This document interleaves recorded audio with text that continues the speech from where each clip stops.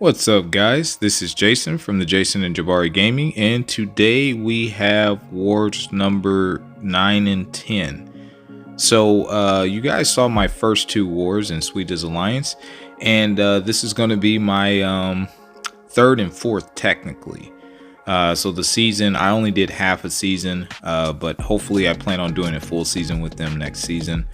But yeah, man, we're up against Savage Squad, man, my brothers. Big shout out to my brothers in SSx-1, man. What's going on, guys? How we doing? We have a dual Savage double header, actually. So the first war is against Savage Squad. The second one is against DSVG, which is a Deadly Savage. So yeah, man, I got friends over there as well. But let's get into it, man. First, I have this Mephisto on path 8. It's only a rank 3, so it won't be too bad. I thought initially when the assignments went out it'd be a rank 4, so I was kind of like, oh boy. But when I saw it at rank 3, it was like, oh well, this won't be too bad. I will take all my fights, I think, at once, so I'm going to boost up accordingly. And I may or may not have been on the phone talking while taking these fights with Ghost Dog the entire time. But I'm not at liberty to say, because I'm not into that snitching stuff. So, you know, whatever. But yeah, man, here, Mephisto is a conduit defender. So you don't want to knock him down. For some reason, I thought I knocked the Mephisto down, but maybe it was a different war. I don't know. But yeah, man, it has to be either I'm super unlucky or he has high sig, because that aura procced immediately. I'm used to fighting Mephisto with Scorpion and Battlegrounds. Again, huge shout out to Battlegrounds. It's taught me so much in how to be an overall better fighter when it comes to certain matchups, honestly. So yeah, another huge shout out to Battlegrounds. Still my favorite game mode since war. But yeah, man, he goes down pretty simply. Less than a minute. We still got that invo boost going. We had that on just in case he went red, so we were told, and I think it was a good look. All right, so now we're going on path 1, and we're up against JTQ, man. Big shout out to my brother, man. I'm gonna leave his link. He actually has a YouTube channel, guys. He's a smaller YouTuber, but he's one of my brothers, so give his channel a look, see if you like it. He has a Toad. I love Toad. I have a rank 4 Toad as well as a rank 4 Mephisto. My Mephisto is sig 200. My Toad is very high sig. But this is unduped, so I don't have to worry about, we didn't have to worry about being poison immune and all that stuff, even though Red Hulk technically is not. He'll get the poison on him, but then they'll convert over. Now, the combination with the node, basically, if you dash back twice, he gains a passive regen buff, or maybe it's not a passive, I don't know. It's a regen buff on top of his regen potency, and if you put him in the corner, then he's going to start regenning like crazy. So this was actually pretty clever placement in my opinion, but I know how to fight Toad. Like I said, I have a Toad myself. So basically I'm going to take most of his specials on my block, and then I'm just gonna dex back once. It's not even a dex, really, just dash back once, and he'll go down like that. It's a relatively slower fight, but it's safe. So I was pretty happy there. And then we got Slaymon. Big shout out to Slay, guys. I'm going to drop his link as well. Me and him did face off in the Vegas tournament. And if you guys haven't seen that, definitely go check that out. But Slaymon is a great player. He's been at GT40. He's in Savage Squad right now. But I think he went over to GT40 this season. I'm not entirely sure. But either way, we got his Man Thing. I'm very comfortable fighting Man Thing with Scorpion, because again, Battlegrounds. So his is rank 4, it looked like. That's pretty awesome. I've always considered taking mine to rank 4, and that still may happen. I mean, at some point, my Battlegrounds deck will be at 30 like everybody else's. Rank 4s, that is. So Man Thing will be a consideration at some point. He's running high MD, as you can see, so we're just trying to bait out his specials. We're in no real danger here either. We don't have it on the poison pre-fight, so that means we can't get poisoned, which is honestly the only thing he could do to us. The only other thing he can do is get pushed red because of the pustules that he places on you, but He got close a couple times, but no dice. And with the taunt up, he just stood no chance. So it's pretty smooth, simple fight. And then we're going to move on to another YouTuber. And he advanced pretty far in the tournament as well. His name is Bryce. Big shout out to my brother Bryce. MU8s. I'm going to drop his link as well. He loves his Cersei. That is a rank 4 Cersei's. And I was told to use Red Hulk here. So we got 2 fights with Scorpion and 2 fights with Red Hulk. I was also scheduled to take the boss. And huge shout out to my former Alliance leader, Rob Hobb 20. I love you, brother.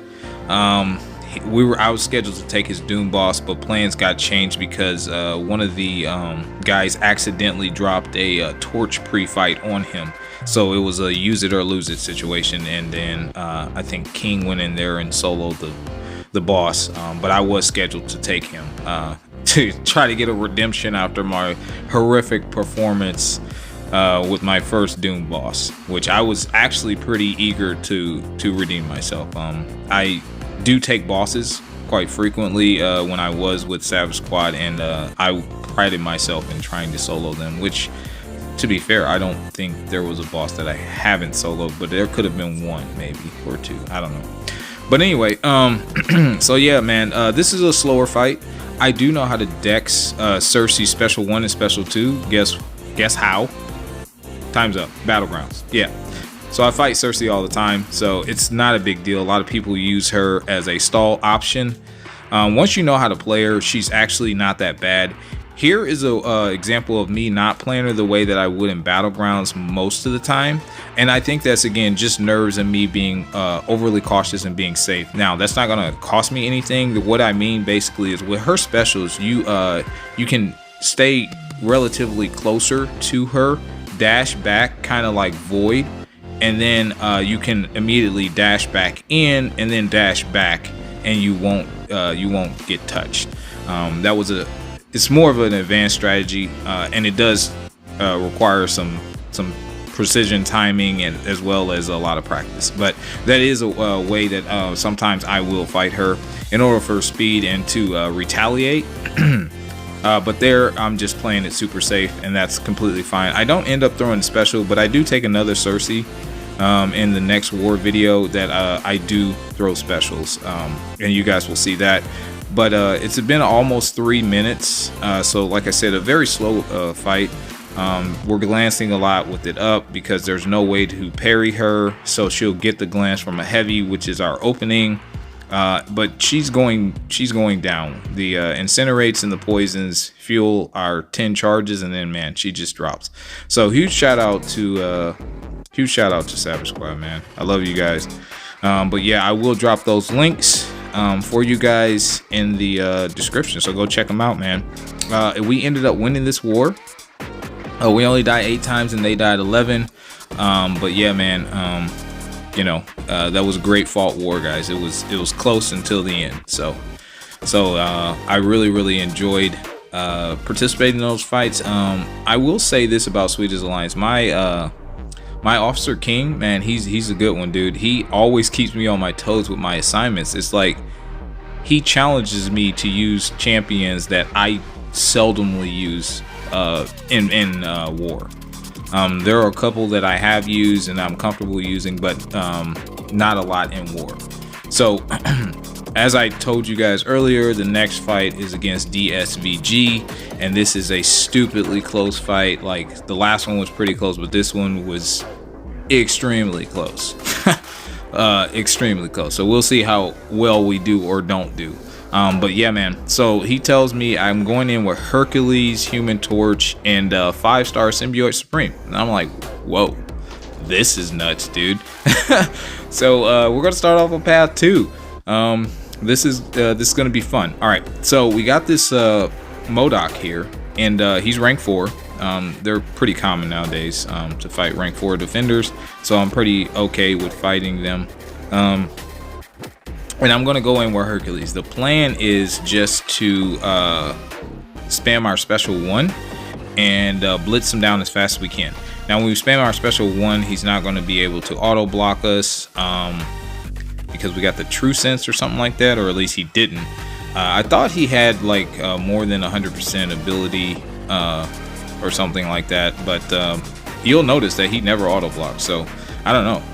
But it worked out, so that was the plan the entire time. Just keep spamming my special one, get to it, throw it. You'll see he has it there, but it doesn't matter because when I hit him, he doesn't auto block. We built up a couple feats, but honestly, we're just nuking them down like we were told. Just nuke them down as fast as we could. There, we kind of messed up, but we had an invo boost, and this was more so for the next fight. It wasn't for this fight, but I mean, if you can use it, why wouldn't you? This is my only fight with Hercules, so I just decided to block that special 2 because it doesn't really matter as long as I win the fight. And it worked out. So now we're up against the King Groot, and this is why I use the Invo boost. Number 1, I have a 5-star, so my health pool is extremely low.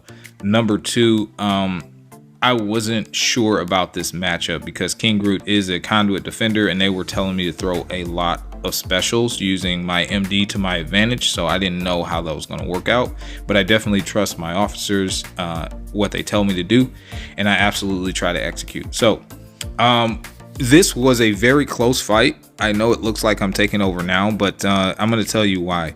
Number 1, there's brute force. Now the good news is I have class advantage, so the brute force is only going to tick for half of what it would do to a non-class advantage champion.